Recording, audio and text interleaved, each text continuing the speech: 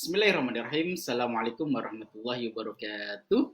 Waalaikumsalam warahmatullahi wabarakatuh. Alhamdulillah wassalatu wassalamu ala Rasulillah sayyidina wa mawalah la haula wala quwata illa billahil aliyil azim amma ba'du. Alhamdulillah segala puji hanyalah milik Allah, mesti berikan nikmat pada kita semuanya, nikmat Islam, nikmat iman dan nikmat ketakwaan. Semoga dengan segala modal nikmat kebaikan yang Allah titipkan hari ini kepada kita semuanya, menjadikan kita hamba-hamba Allah yang selalu bersyukur, menjadikan hari-hari kita penuh dengan senyuman. Alhamdulillah ya Allah, barusan kau berikan kami nikmat untuk bisa sholat berjamaah.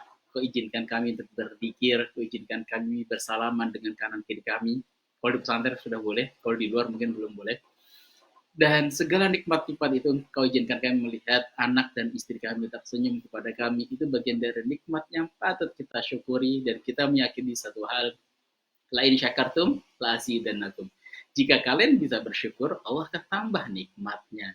Kalau sekarang senyumnya mereka 2 senti, oh mungkin besoknya 3 senti. Saking bahagianya bertemu dengan kita, anak dan istri kita gitu kan. Semoga dengan bertambahnya nikmat itu menjadikan kita hamba-hamba yang selalu bersyukur. Salat serta salam kita aturkan pada junjungan kita Nabi besar Muhammad sallallahu alaihi wasallam. Allahumma shalli wa sallim alaihi. Semoga beliau berkenan menjadikan kita satu di antara umatnya yang mendapatkan syafaat nanti di yaumil akhir. Amin amin ya rabbal alamin.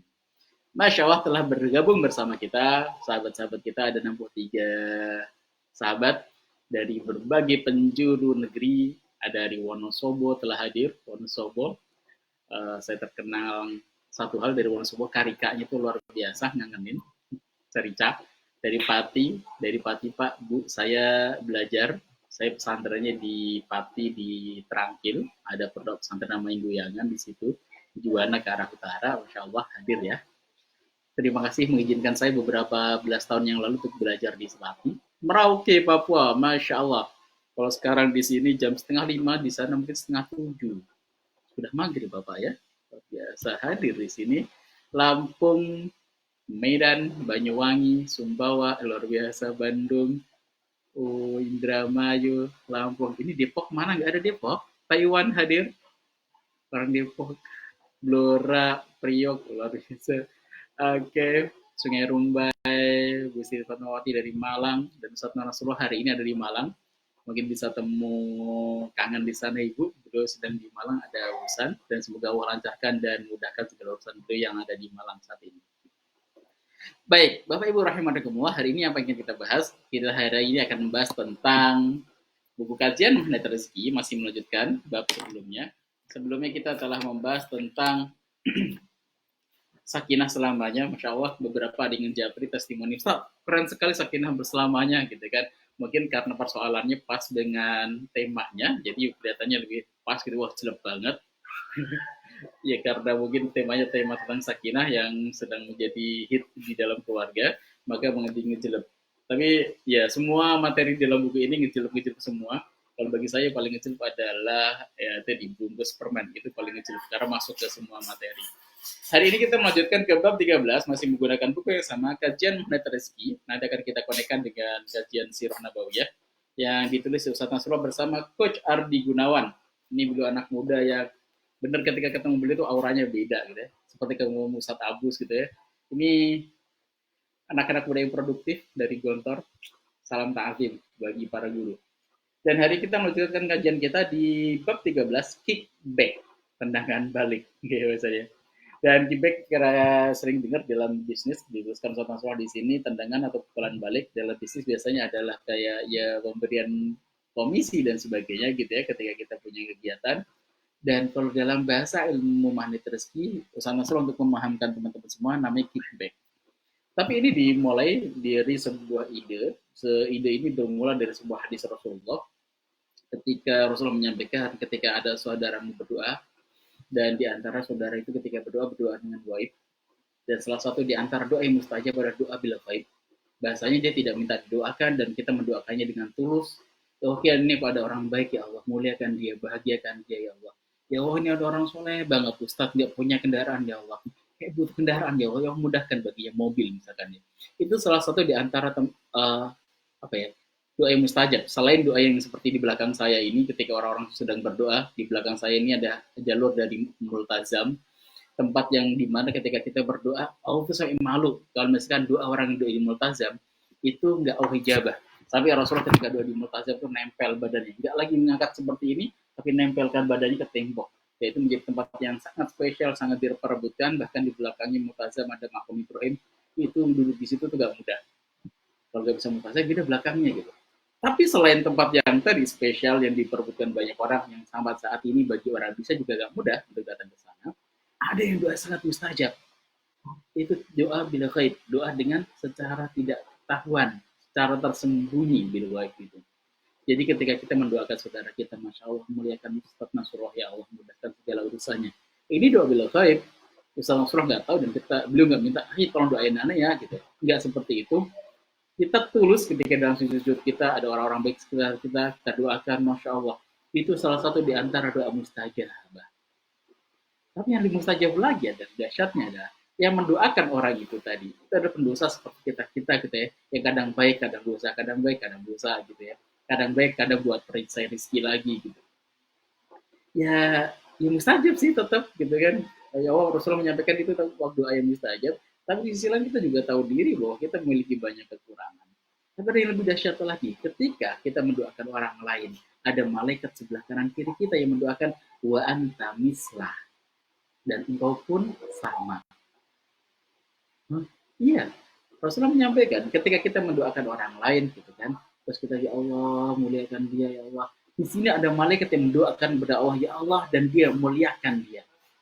Dan sebaliknya, naudzubillah ketika kita mendoakan kekurang baikan kepada orang lain, ya Allah ini orang nyebelin banget ya Allah, azab dia ya Allah. Dan malaikat yang berdoa juga wa anta mislah, dan engkau pun sama. Maka hati-hatilah dengan ucapan kita ketika kita mendoakan orang lain. Pastikan pilihlah doa-doa yang terbaik untuk keluarga kita, untuk orang-orang sekitar kita, untuk teman-teman kita. Kecuali mungkin karena dia tertolimi oleh seseorang gitu kan, itu yang doa spesial, doa mustajab perkataannya, tidak perlu ada kata wa anta mislah. Tapi selain itu, ketika kita misalkan ngeliatin orang lain, ya Allah, ini orang kok gitu banget ya, maka dilatih dalam minuman rezeki, apa? Positive thinking, positive feeling, positive motivation, bermula dari positive thinking, semua kita pikirkan, malaikat selalu mengatakan wa anta mislah, dan engkau pun juga. Dan ngejelep lagi di dalam buku diceritakan bagaimana ketika beliau berjalan bersama Ustaz Yusuf Mansur, Ustaz Nasrullah, di Masjidil Haram, di Masjid Nabawi, dan ini diceritakan di Masjid Nabawi ketika sedang berjalan, beliau melihat bagaimana orang pada ngangkat tangannya berdoa sama Allah, minta ya Allah. Ketika jalan ternyata Masya Allah, emang orang kalau udah auranya positif itu dahsyatnya luar biasa ya. Maka Ustaz Yusuf menyampaikan kepada Ustaz Nasrullah, belum menyampaikan, Nas ini mau dapat gak keberkahan? Apa saat itu betul? Caranya gampang banget, sederhana kok. Bila ketika ente ngeliatin orang berdoa, maka mintalah sama ya Allah, ijabah doa-doanya ya Allah, kabulkan doa-doanya ya Allah. Ketika itu, saat itu pula, Allah sedang ada malaikat sedang mendoakan dua antam Islam. Engkau pun akan mendapatkan hal yang sama, wahai Ustaz Nasrullah. Dan ketika itu maka kita di antara sunnah kita, teman-teman diajarkan dalam ilmu rezeki juga. Bapak Ibu jalan dimanapun, sedang naik mobil, sedang naik motor, naik angkot, melihatin orang gitu ya Allah. Kok jalannya tertatih-tatih, sedang jalan karena kesulitan, kadang pakai krek sebagainya. Maka kita doakan ya Allah, sembuhkan kakinya ya Allah. Mudahkan kesehatannya ya Allah. Ada anak sedang berantem, misalkan kurang bagus dengan orang tua, ya Allah, rukunkan mereka ya Allah. Jadikan mereka berdua masuk surga bersama. Di situ ada malaikat mengatakan wa anta mislah, wa anta mislah, wa anta mislah. Dan rasakan bahwa hati kita pasti akan berbeda ketika kita mendoakan kurang baik pada orang lain. Ketika doa kita, Masya Allah gitu, dengan doa yang semuanya positif, hati kita akan tenang. Serius. Maka ketika kita, paling simpel, saya menceritakan kan, Bapak Ibu pengen mobil, ya, pengen mobil kan? Maka ketika ngeliatin orang sedang jalan kaki, orang naik angkot, ya Allah mudahkan dia ya Allah biar dia punya mobil. Mungkin doa kita dengan doa segala plus minus kita, dengan segala dosa dan kebaikan kita, gitu ya, bisa diijabah, bisa enggak. Tapi ketika ada yang doakan malaikat, Masya Allah, yang mengangkat tangan malaikat kepada Allah Subhanahu Wa Taala, wa anta mislah ya Allah, berikan dia juga mobil ya Allah. Cara terbaik untuk mendapatkan ijabah doa itu adalah dengan mendoakan orang lain. Maka ada kisah yang sangat terkenal, Gema di pegunungan, saya menuliskan Gema kebaikan para sahabat di sini. Ada seorang anak kecil yang sedang diajak oleh ayahnya untuk hiking atas gunung. Satu ketika dia naik gitu kan, pas di gunung ternyata kakinya terkantuk, kesandung bahasa jeduk. Aduh, maka dia teriak dengan kencang, aduh. Setelah itu dia terdengar, aduh, aduh, aduh, aduh. Anaknya kaget, ini suara apa ya? Aku teriak, dia ikut teriak, mengikutiku. Dia ngeledek nih. Maka siapa kamu? Siapa kamu? Siapa kamu? Kalau berani sini tantang aku. Semua yang diucapkan anak kecil itu kembali menggema kepada si anak itu. Maka ayah dia bisa perhatikan dengan senyuman, dengan penuh kebijakan sang ayah memperhatikan ananda kecilnya ini. Maka dia marah-marah, kamu penakut, sini kalau berani. Kata-kata yang semua yang diucapkan tadi berbalik arah dan berbalik terdengar di suara si anak kecil tadi yang disebut sebagai gemak. Maka setelah itu sang ayah berhenti, boleh nggak sebentar? Bagaimana ya? Hai, kamu hebat, sang ayah teriak. Hai, kamu hebat. Kok gitu ayah? Hai, kamu luar biasa. Kamu luar biasa. Dan itulah gemak. Setiap yang kita ucapkan, setiap yang kita tebarkan pada orang-orang sekitar kita, dia akan kembali kepada kita. Confirm. Walaupun mungkin yang kita ucapkan pada sisi fulan dan dia tidak membalas ya, mungkin dia tidak mengucapkan terima kasih, tapi insya Allah banyak nanti suara-suara lainnya akan menggemakannya untuk kita. Maka bismillah kita belajar kickback di sini. Jadikan kata-kata kita, doa kita, segala motivasi kita positif, insya Allah yang positif juga akan kembali kepada kita semuanya. Maka Bapak Ibu hari ini juga sedang masih ada camp di pekan lalu dan insya Allah akan berlanjut sampai pekan ini. Dan hal yang paling saya celup ketika di materi camp itulah di awal-awal biasanya gitu kan, itu Ustaz Nasrullah diminta kita untuk nulis nama. Oke Bapak Ibu silahkan bayangkan Bapak Ibu siapa kira-kira orang yang paling menyebalkan dalam kehidupan Bapak Ibu yang hadir, yang menyukai hati Bapak Ibu. Bisa jadi itu orang tua, bisa jadi orang tua, tuliskan saja nama orang tuanya. Bisa jadi di situ adalah suami, pasangan, tetangga, rekan bisnis yang membawa uang ibu, Bapak Ibu semuanya. Tulis yang paling menyebalkan nomor 1 sampai nomor 10, dituliskan semua. Hari pertama ketika camp, saya ikutan. Pertama mikirin siapa ya? Ternyata setelah itu dapat beberapa nama. Tertuliskan, hampir saat itu saya kebayang ada 5 nama. Ada 5 nama yang pernah mungkin yang saya tidak suka, saya luka, dia pernah melukai hati saya gitu ya. Saya buat saya kecewa. Tuliskan namanya. Yang kami pikirkan saat itu ketika belum mengenali materi rezeki adalah, nanti malam ini kita akan qiyamul, kita akan doakan bersama. Saya pikir didoakan apa? Doakan ini akan dapat adab bareng-bareng ini. Kebayang di dalam ruangan ada 300 orang pengen tobat, pengen baik, doanya mustajab ini habis. Apalagi doanya pas sepertiga malam. Setelah qiyamul lagi. Ini baru mu'alaf di dalam bab ilmu materi rezeki. Maka kodaruhnya pas malamnya, kita harus semua suruh membawa buku yang telah tuliskan tadi 10 nama itu. Baik Bapak Ibu, setelah itu kita jamaah bersama kan, kita qiyamul bersama. Setelah itu kita minta doa, kita diminta sholat masing-masing, sholat hajat dan mendoakan spesial gitu kan. Silakan buka tulisan tadi yang Bapak Ibu tuliskan 10 nama. Dan sekarang tolong sholatkan, sholat hajat dan minta sama Allah, ya Allah, saya sholat hajat untuk si fulan, semoga engkau berikan kebaikan, ijabah segala dua-duanya. Astagfirullah, kok gitu Ustaz? Iya, dalam hati pertama protes. Kok gitu? Ya, di dalam ilmu rezeki tidak menyimpan sesuatu aura negatif. Kita semua simpannya adalah sesuatu yang positif. Ya udah, orang yang menyakiti kita gitu, yang membuat kita nggak suka, ternyata disuruh doain kebaikannya. Ya Allah, gitu kan. Gelap itu. Tapi ternyata setelah sholat itu mendoakan mereka, itu 10 nama tadi. Level pelongnya kita, dulunya kita menyimpan luka-luka, menyimpan jarum-jarum yang menyakiti hati kita di dalam hati kita. Ketika kita bergerak kita sakit sebagainya gitu ya, yang membuat hati kita semakin sesak dan sebagainya. Ketika setelah mendoakan, masya Allah, rasanya kok pelong ya, kok enak ya. Ada kebaikan yang hadir saat itu. Aura wajah kita berubah. Yang mulai kita yang biasanya bisa jadi kita menyimpan luka yang tidak mengenakan di dalam hati, yang masih tersimpan di dalam hati, ternyata kita bawa dalam sujud kita doakan kebaikan bagi orang-orang itu. Masya Allah. Dan ini pula ilmunya Rasulullah. Ketika beliau mampu untuk membalas ternyata untuk kaumnya, mungkin fa'inna qaumi la ya'lamun, ya Allah jangan turunkan azab bagi kaumku, mungkin mereka nggak tahu, aku berharap dari sulbi-sulbi mereka.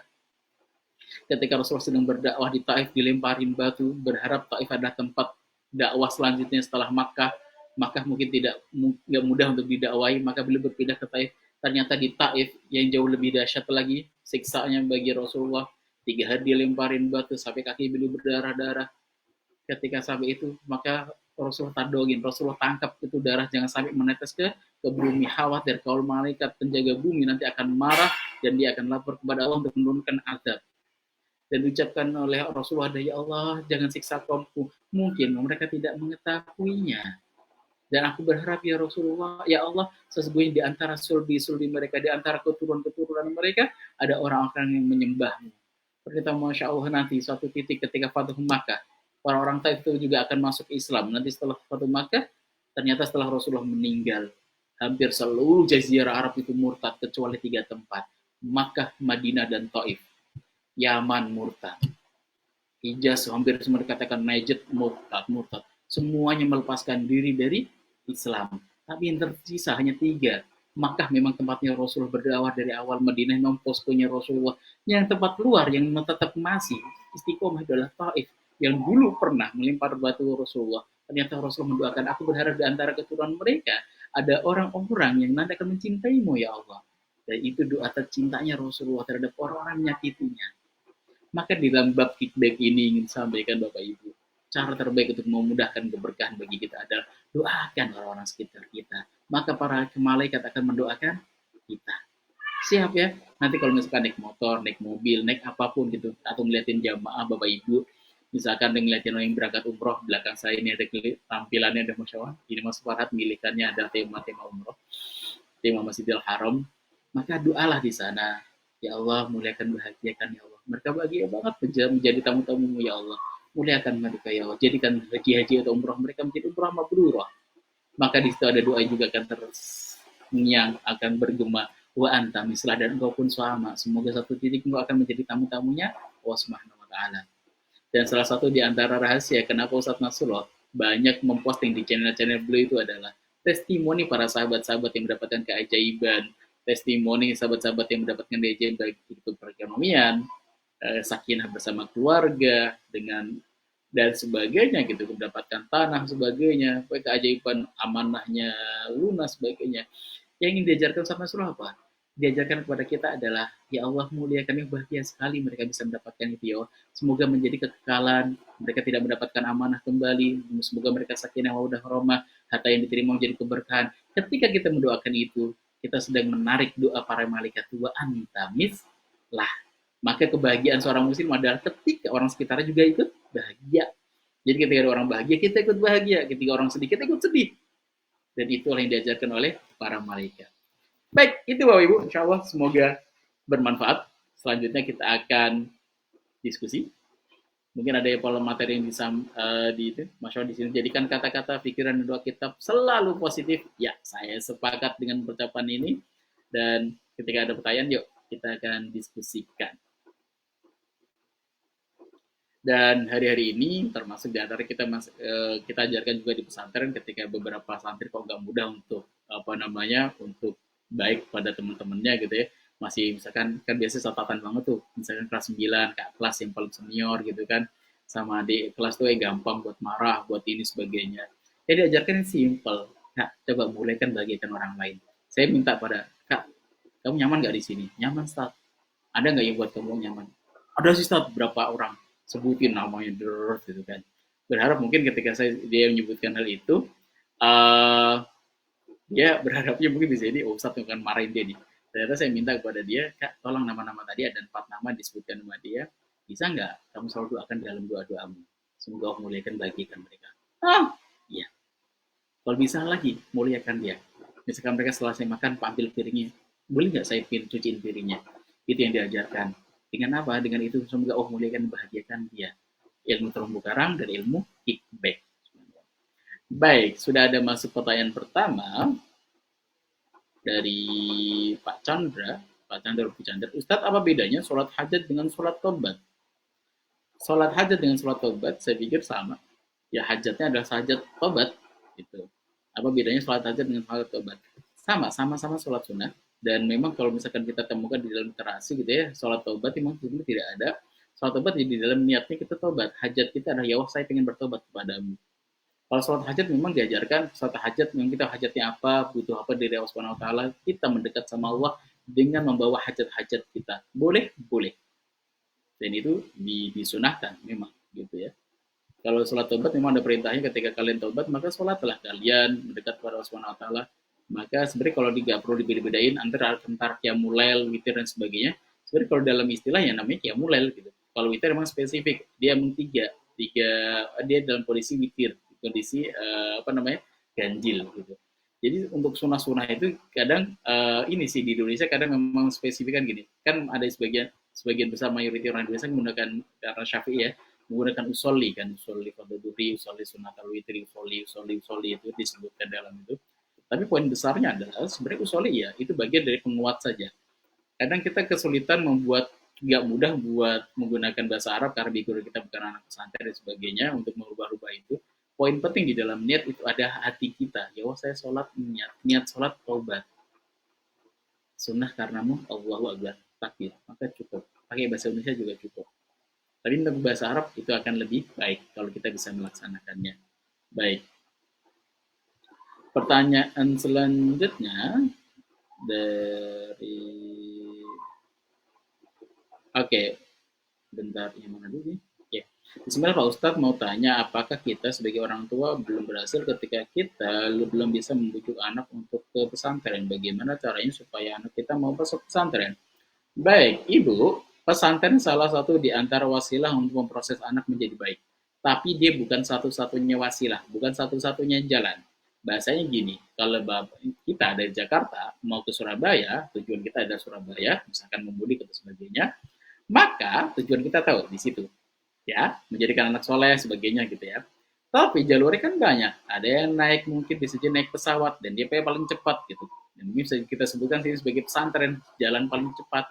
Tapi belum tentu orang yang ketakutan, yang nggak mudah untuk lihat ketinggian sebagainya dan mungkin dananya terbatas untuk naik pesawat nggak mudah. Maka kita mengambil jalur lain, jalur darat gitu kan. Ah kurang nyaman, misalkan dia naik jalur apa, ada nyaman kedua lebih cepat juga, namanya kereta dan sebagainya. Maka pahamilah bahwa pesantren adalah salah satu di antara jalan. Ya, jadi kalaupun misalkan anak kita belum mau masuk pesantren, ya sudah, bismillah saja, nggak apa-apa, nggak perlu dipaksa.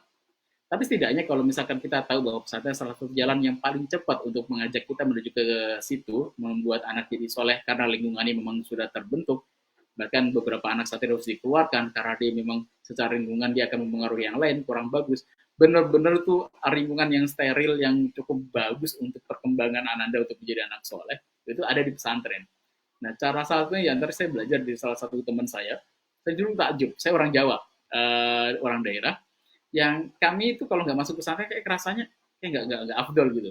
Apa anak kuliahan gitu kan, anak kuliahan dulu kita ngelihatnya agak-agak agak kurang gitu karena memang background kita anak pesantren banget, kakek nenek kita pesantren, bahkan salah satu paman saya masuk UI kan kampus ternama Indonesia ya, kok masuk UI sih, harusnya masuknya Mbah Mun gitu ya, masuk pesantren ini Mbah Mun sampai segitunya. Tapi ketika masuk kota, orang kota kan mindsetnya berbeda, jauh berbeda dari orang Jawa gitu, orang daerah. Ya masuk pesantren itu gak mudah saya pikir. Dan saya takjub salah satu di antara sahabat kami, dia anaknya mau masuk pesantren di umur SMP. Saya aja masuk pesantren di pas SMA gitu. Karena di SMP saya tinggal bersama kakek dan kakek juga punya pesantren gitu ya. Dia ikut ngaji aja pesantren. Tapi pulang pergi. Dan anak SMP sudah mau masuk pesantren, pisah dengan orang tuanya. Saya takjub. Maka saya nanya kepada beliau, Pak gimana Pak anak-anak mau? Pertama adalah anak-anak biasanya nggak mau itu karena dia mendengarkan cerita teman-temannya masuk pesantren itu nggak enak. Maka dikonter sama sang ayah ketika liburan, tujuan tempat liburannya adalah dia survei beberapa pesantren dari kecilnya, dari kelas 2. Nggak selalu ke pesantren, cuman itu menjelaskan mereka 1 bulan atau 2 bulan sekali dia jalan pesantren ini, pesantren itu. Setahun kan lumayan dapat 5 referensi pesantren. Dipilih kira-kira anaknya misalkan laki-laki nih suka tempat bola, oh cari tuh yang terbaik di situ apa? Oh ada lapangan bolanya, sudah cari lapangan bola. Jadi yang termindset sama anak-anak ada pesantren yang asik. Ya mungkin ada yang nggak asik, nggak bisa main HP, oke. Tapi kan bisa tercover dengan yang lain, bisa main basket, ada tempat renangnya misalkan, ada tempat bolanya. Di sini kan Masya Allah, di pesantren kita gitu, di kan ada kolam renangnya. Kolam renang Ustadz Nasrullah yang bisa dipakai bersama santri gitu ketika dulu gak pakai dari Selasa dan hari Sabtu. Masya Allah, itu kan salah satu ininya Bu. Jadi ya mindsetnya bukan mindset, wah nak dapat surga lebih cepat misalkan di pesantren. Ya mungkin bagi santri, bagi anak-anak kayak nyambung gitu. Maka mungkin bisa jadi fasilitas atau mungkin teman-temannya asik, ada impian bahwa mereka cita-citanya ke Mesir, misalkan ke Madinah, mereka lancar bahasa Arab, tilawahnya bagus sebagainya. Itu mungkin bisa disampaikan dari kecilnya kepada anak-anak kita. Allah alam bisawab. Itu pun mungkin lebih banyak diajak jalan-jalan. Jadi jangan berpikir kalau gini, anak kita mau masukin pesantren.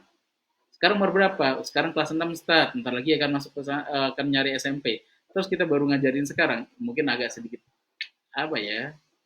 Nggak on time kali waktunya ya. Mungkin ya udah ntar masuk SMA. Tapi setidaknya adalah boleh diajak jalan-jalan dulu, ngeliatin yang kira-kira anak-anak kita suka.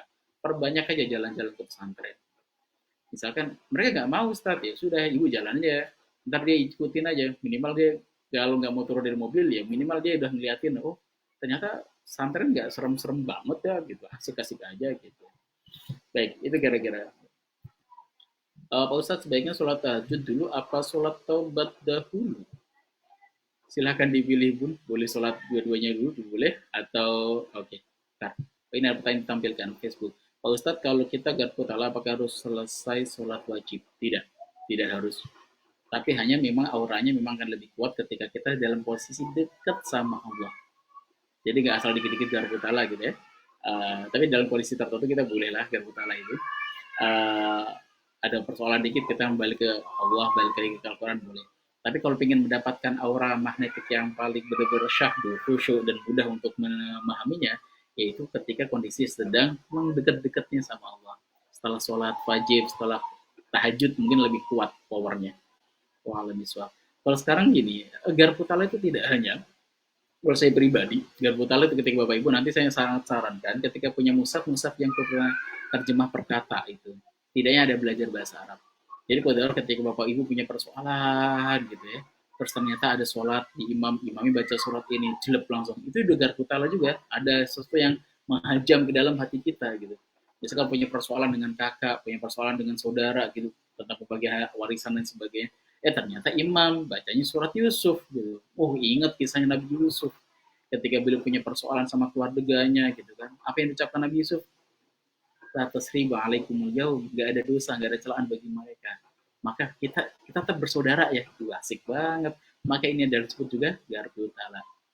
Tapi kalau belum misalkan belum mudah untuk itu ya minimal tadi dalam ya mulai kita. Baik, sebaiknya kita mendoakan orang lain, melihatkan orang lain, tapi jika kita kadang meminta doa orang lain itu bagaimana Ustaz? Silahkan, kita boleh minta doa orang lain, sebagaimana para sahabat juga minta doa kepada Rasulullah gitu ya, orang yang lebih soleh. Ya mungkin kita merasa kita kurang soleh gitu kan, maka ya kita minta doa kepada orang lain. Tapi ini yang sampaikan lagi adalah dengan cara ini, salah satunya adalah kalau ingin ya tadi dimindahkan doa kepada kiai, pada syekh, para ulama gitu kan, orang-orang soleh, waliullah yang orang disayang Allah, itu diantara yang doa yang mustajab gitu ya. Dan ada jalur lain gitu, yaitu mendoakan orang lain. Ya nanti akan ada gembanya, ada kickback dari para malaikat, tuh anta mislah dan gue pun sama. Boleh itu, silakan. Oke, Mas Furat ada lagi? Antum yang milihin deh. Baik, alhamdulillah bisa sholat sepertiga malam, terus seperti di jam 2-3 malam selalu terbangun. Tapi kenapa setiap sholat belum merasa khusyuk ya Ustaz? Padahal wudhunya sudah diperbaiki. Gimana biar sholat kita khusyuk? Baik, saya akan mengucapkan ucapan yang pernah disampaikan oleh Imam Ghazali kepada para muridnya. Nah, sholat khusyuk itu adalah ketika engkau khusyuk dari mulai salam sampai takbir. Maka semua muridnya komplain dan protes. Ya, wahai imam, kami mengenal namanya sholat itu dari takbir sampai salam, bukan dari salam sampai takbir. Bagaimana kita mendapatkan kekhusyuan dari salam sampai takbir? Salam berarti selesai sholatnya, takbir mulai sholat baru. Iya nak, jika sholatmu baik, maka setelah salam sampai takbir sholat selanjutnya kamu akan baik. Bahasa lain yang disampaikan adalah, kalau kita pengen sholat kita baik, dari salam sholat sebelumnya, sampai ke takbir sholat selanjutnya, misalkan dari ini asar nih setelah salam tadi, kalau kita pengen maghrib kita khusyuk, maka baiki amalan kita ketika keseharian kita. Kita nggak marah-marah, kita menjaga lisan kita, menjaga bahasanya menjaga akhlak kita, gitu kan. Sampai ke maghrib, nanti insya Allah salah satunya akan memudahkan sholat-sholat kita. Hari ini kalau misalkan kita kurang baik, misalkan kita ngebelin, klaksonin, atau bisa jadi kita ada punya mobil gitu, ada ceprotan banyak, kita ngegas aja, kita nggak tahu di antara orang kanan kiri kita mungkin kecipratan dan doanya orang terdolim itu mustajab. Ya mungkin bisa jadi doa itu tidak langsung turun adab, tapi tidak salah satu di antara adab adalah kita tidak mudah untuk yang mulai. Masih ingat kisah Imam Maliki, Imam Syafi'i yang belum nggak bisa qiyamul lail, satu hari belum nggak bisa qiyamul lail, dan bangun-bangun sudah pas subuh. Maka nangis beliau seharian. Ditanya oleh para muridnya, wahai guru, kenapa engkau menangis? Aku hari ini nggak bisa qiyamul lail. Maka seharian itu beliau nangis dan kata kepada gurunya, wahai guru, malamnya nggak bisa qiyamul lail, wahai guru, aku kelewat. Nangis. Maka gurunya mengatakan, Syafi'i, dosa apa yang kau lakukan kemarin? Maka langsung Imam Syafi'i teringat, beliau kemarin berdosa. Salah satu dosanya adalah, dosa beliau itu ternyata Masya Allah, mungkin bisa dibilang nggak mirip dosa ya, kalau saya bilang. Jadi kemarin sebelumnya beliau keingetan, ketika ngiji taklim, ternyata di masjid itu ada anak muda yang sedang galau. Galau nangis, suaranya kenceng, gangguin majelis. Maka Imam Syafi'i bilang, nah, boleh nggak kalau nangis di luar saja? Ya, boleh. Ya, Imam keluar. Gitu kan. Dan Imam Syafi'i memikirin, bisa jadi ini, ucapanku yang lembut kemarin itu, meminta anak itu keluar, itu menyakiti hati dia. Maka besoknya Imam Syafi'i berkata, malam itu, hari itu berkata kepada para murid, wahai murid, kalian tahu nggak anak murid yang kemarin nangis itu? Tahu, wahai Imam. Di mana rumahnya? Jauh, wahai Imam. Gak apa-apa, tunjukin, datang ke rumahnya, ketok pintunya. Sang pemuda pun kaget. Sejauh itu didatengin oleh Imam Syafi'i, dan gara-gara nangis doang kok urusan sampai sepanjang ini.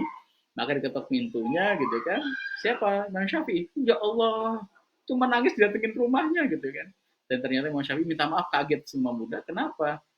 Oh ya, aku minta maaf, mungkin jadi ucapanku kemarin melukai hatimu. Iya, Wah Imam, kemarin aku sakit hati. Kalau sedih disuruh keluar gitu kan. Saya juga minta maaf, Wah Imam. Kenapa? Karena saya bisa jadi gangguin majelismu. Iya, kita saling maafan, dan besoknya lagi yang mulainya khusyuk kembali dan normal kembali.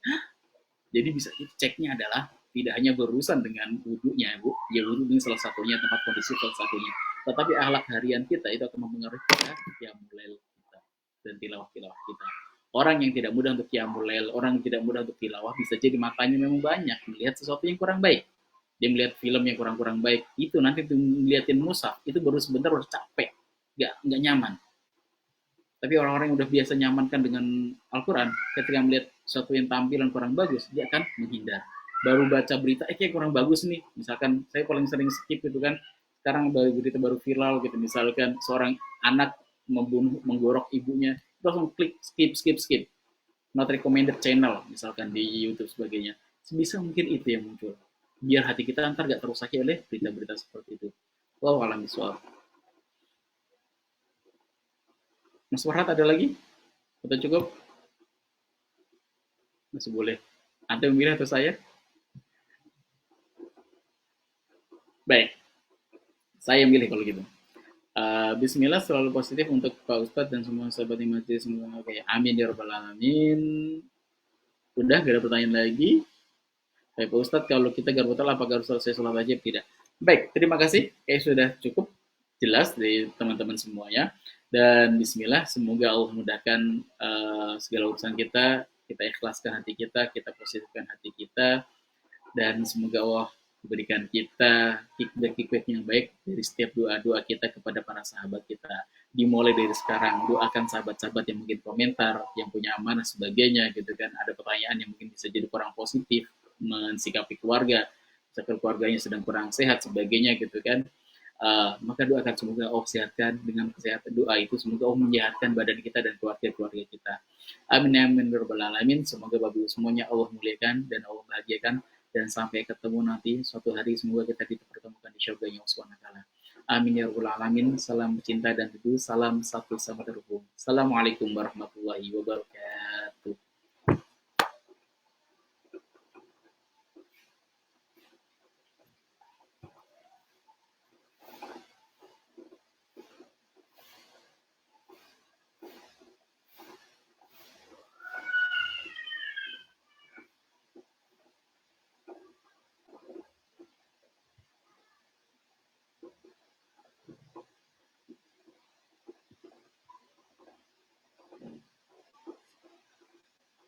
Tuh, kita masih online.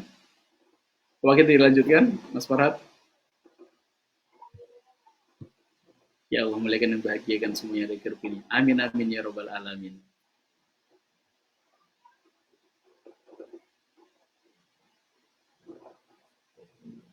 Masih lanjut ini? Halo? Kalau masih lanjut, masih ada waktu, oke, saya akan cari-cari lagi. Di sini kalau salah tadi masih ada beberapa pertanyaan. Sudah semua kan?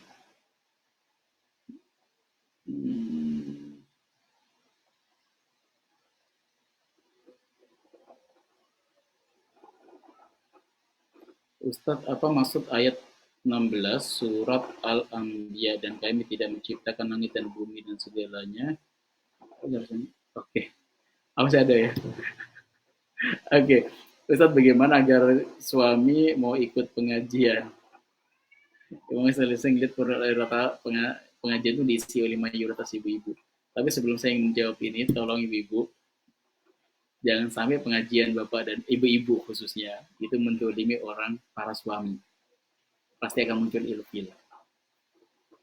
Oke, itu yang jadi nomor satu. Misalkan ada pengajian setelah subuh atau pengajian sore seperti ini, pastikan sarapan ataupun mungkin makan malam gara-gara suami datang itu sudah tersedia. Jangan sampai gara-gara tugas mulia ini, tugas mulia yang lainnya jadi terabaikan. Dan itu dia akan menarik sang suami. Misalkan ini, ibu lagi pengajian sore, nanti sampai menjelang maghrib, apalagi yang di Merauke gitu kan, ternyata makanan belum siap. Aku lagi ngaji nih gitu kan. Kok setelah ngaji semakin sewot, setelah ngaji semakin gak bagus akhlaknya, suka bentak sebagainya. Maka itu tidak akan membuat sang suami menjadikan ikut ngaji. Dan saya kira ngajinya ibu-ibu juga akan menjadi catatan ketika ngajinya seperti ini. Saya agak simalakama ketika buat pengajian agak subuh, misalkan sampai jam 7. Ini orang-orang udah nyiapin sarapan ya, atau sarapan belum ya buat keluarganya. Jangan sampai nanti keluarganya berpikir pengajian itu nggak asik. Kenapa? Gara-gara pengajian sarapan hilang, gara-gara pengajian mama sibuk, gara-gara pengajian ini sebagainya. Maka itu jangan sampai itu muncul. Kalau ingin mengajak pengajian, pastikan akhlak kita setelah ngaji jauh lebih baik. Bisa jadi masakan kita jauh lebih enak, perhatian pada suami lebih baik, maka di situ insya Allah suami akan ikut dengan pengajian kita, gitu ya. Jadi yang muncul bukan ceramah, kamu kata Ustadz gini hadisnya sebagainya, selesai. Cukup tampilkan sesuatu yang baik, maka suami akan hadir bersama ibu insya Allah.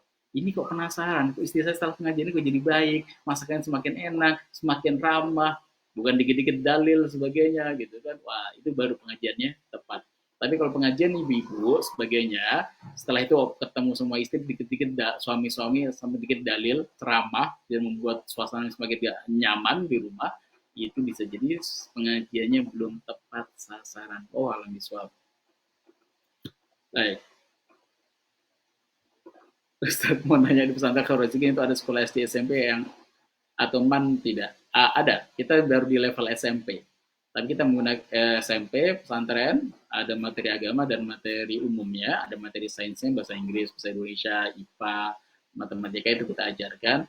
Tapi kita tidak mengikuti standar Dignas ataupun Depak, kita menggunakan PKBM. Jadi agak lebih leluasa dalam membuat kurikulumnya. Silakan nanti di WA saja. Tolong WA tidak di telepon ya. Boleh nanti kontak ke nomor saya WA 0812 8333 3 kali 881. 0812 8333 8881. Silakan. Sudah teruskan oleh Mas Farhat. Tolong WA saja, tidak di telepon. Oke. Cukup? Ada lagi? Saya nutup, Mas Farhat masih ngelanjutin. Syaratnya belum. Oke. Let's WhatsApp only. Siap. Baik, para sahabat semuanya, semoga Allah perkenankan kita bertemu kembali nanti Sabtu hari di dalam keadaan yang jauh lebih baik lagi bagi Bapak Bunda, Ayah Bunda yang menitipkan Ananda. Semoga Allah mudahkan juga Ustaz Nasrullah yang memiliki cita-cita mulia membangun 100 pesantren. Banyak yang biar kami SMA dan bertanya, dan SMP untuk akhwat putri juga gitu kan. Saat ini baru adanya ikhwan laki-laki saja. Dan insya Allah nanti mungkin dalam waktu dekat ini akan ada untuk akhwat di area sekitar Bogor, nggak jauh dari Depok juga, yang nanti akan diisi juga oleh para tim-tim dari internal. Ada Bunda Ucu sebagai CTMR, senior kami, senior saya, Bunda Ucu, dahsyat beliau. Dan itu untuk putrinya insya Allah, dan semoga Allah mudahkan jalan ini, dan Allah lancarkan dan berkahi. Amin, amin, ya rabbal alamin. Cukup ya?